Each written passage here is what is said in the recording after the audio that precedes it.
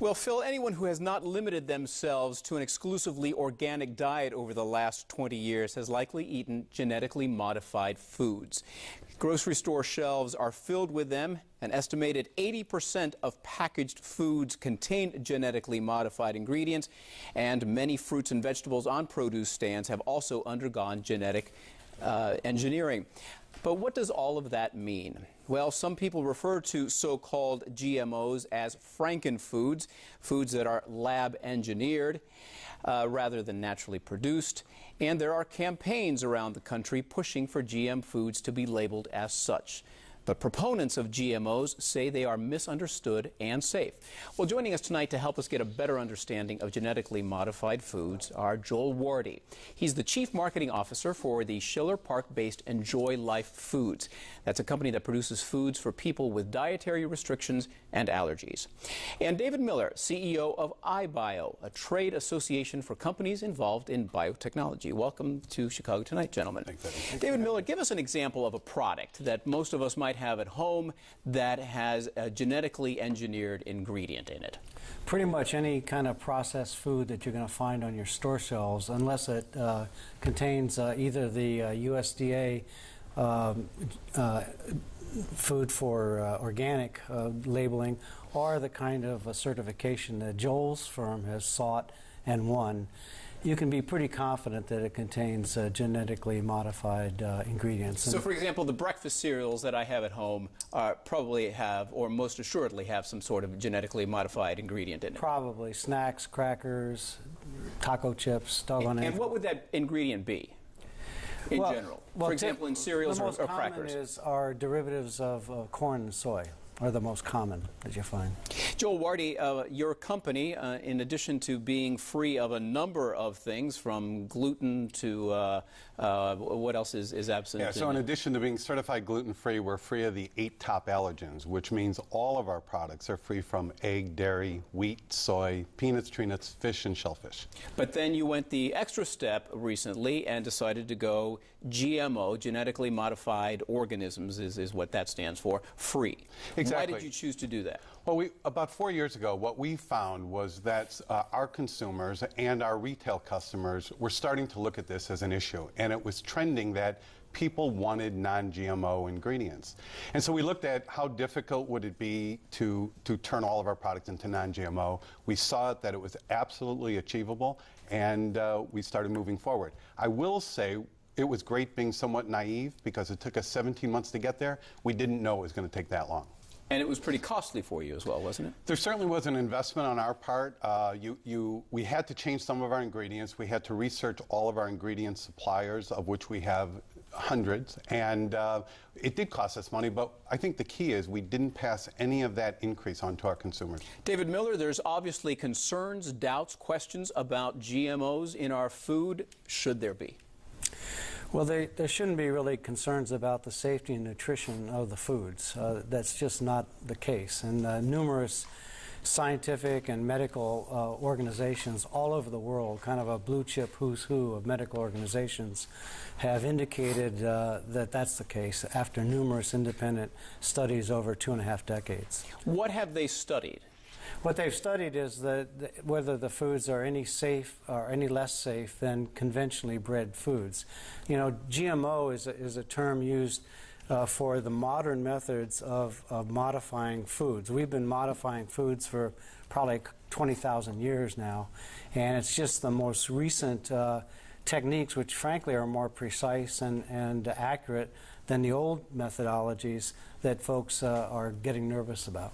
Joel Wardy, do you buy that? Do you believe that the newer techniques, the ones that are at the DNA level, are more precise and just as safe as the tinkering that humans have been doing in modifying plants for the last 20,000 years? Well, the first thing I'd point out is David mentioned worldwide. There are 64 countries right now that either don't allow any GMO ingredients in their foods or they require labeling. So we're one of the few countries, certainly one of the few Western countries, that doesn't require it.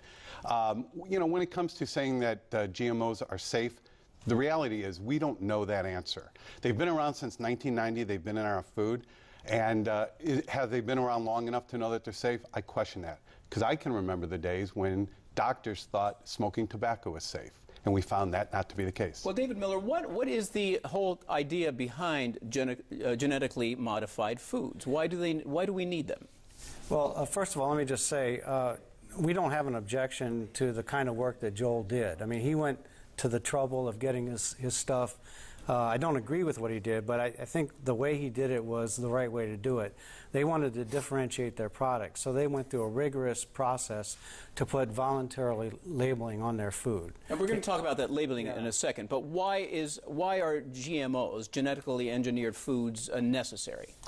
Well, originally the impulse for genetically modified foods actually came from folks who were ecologists and environmentally sensitive people. There were scientists at some of the big food companies who were very troubled. Actually, originally, one of the first ones was Monsanto, which was a chemical company. And there were a bunch of folks who worked for Monsanto that thought, although we've developed pretty benign products environmentally, we hate the idea of pouring hundreds of millions of tons of pesticides and herbicides into the ground. So we were thinking if we could develop some kind of resistance to these things within the food, we could stop putting all that herbicide and pesticide into the ground.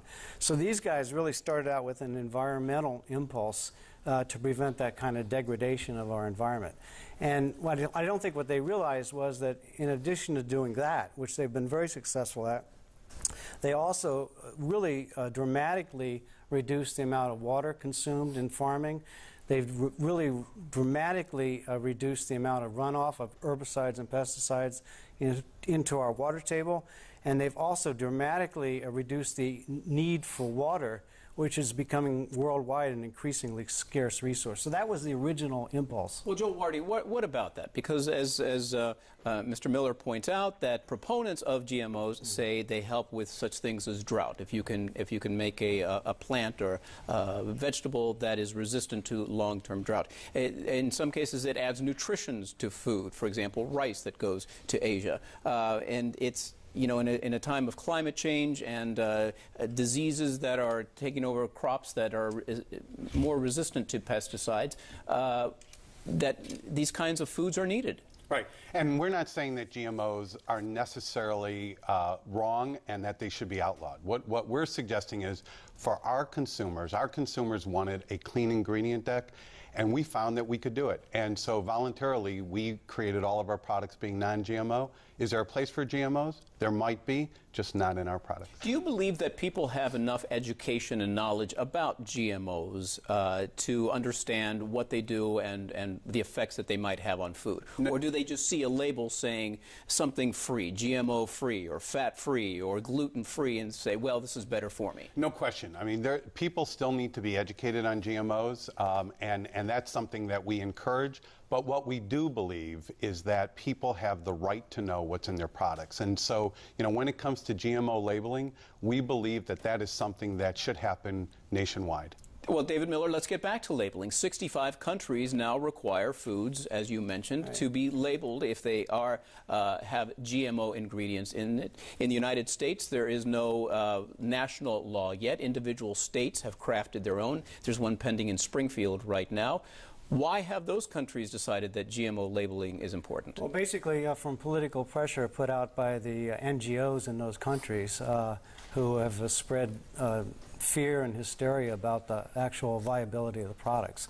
So it's a political decision. Actually, the scientific organizations within those countries, the European Union, the Royal Society of Medicine in the United Kingdom, the Union of German Academics in Sciences and Humanities, the French Academy of Sciences, I could go on, have all found that genetically modified foods are as safe as, or in some cases safer, than conventionally bred foods. But following up on what Joel was saying just a minute ago, there really hasn't been a long-term knowledge of how these products, these genetically engineered foods, can really impact us. They've only been around really for about 20, 25 years. Well, that constitutes, on a back of the envelope estimate that various economists have done, about 3 trillion meals that we've ingested, which, as one scientist said, without so much as a sniffle to show for it. Now, I also represent the drug companies. I can tell you they would love to have 3 trillion samples when they're testing the safety and efficacy of their drugs. These are products that we've been eating without incident for about 25 years now.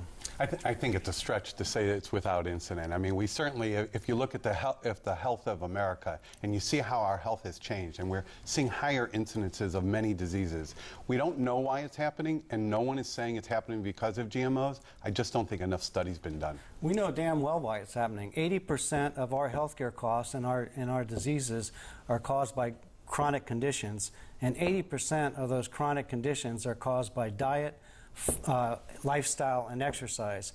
And the principal one of those is obesity. Eating content-less, sugar-laden foods that are high in saturated fats and in salt. And we know doggone well what's causing the malaise in American healthcare today. Is part of the problems for GMO advocates such as yourself that big agribusinesses like Monsanto have not done themselves any favors by not educating or properly telling folks about GMOs? For example, the whole soybean controversy involving Monsanto.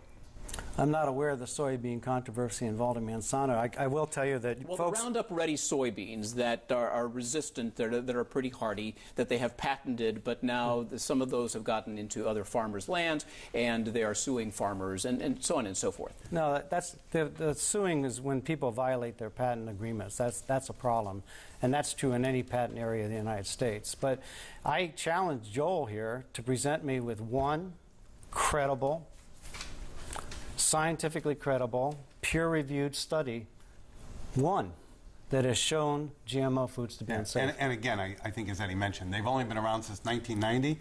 We don't have enough evidence, nor have they been, at any great length that we can find that study. Well, the European Commission spent about $450 million studying the research, and their conclusion is that... What research are you talking about? I'll read you their quote from the European Commission. More than 130 research projects covering a period of more than 25 years of research and involving more than 500 independent research groups, not the big companies, 500 independent research groups, is that biotechnology, and in particular GMOs, are no more risky than conventional plant breeding technologies. So assuming that's true, our recommendation is let's label all the products, and if GMOs are safe for everybody, then everyone will know they're eating safe products.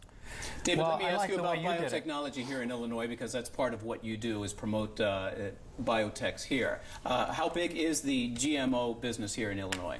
Well, we're the largest, we're the state that has the largest number of food processing companies in the United States.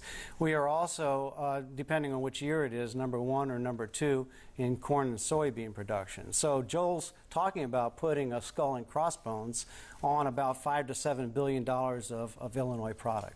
Is that so, Joel? Well, we don't think it's so. We don't even think it's a skull and crossbone. We just think it's giving people transparency and choice. And that's, we think the consumer, the educated consumer, will make their own decisions. All right. I think the way Joel, after this discussion tonight, they'll be making their own decisions. Joel Wardy and David Miller, thank you so much for being here tonight. We really appreciate it. Thanks.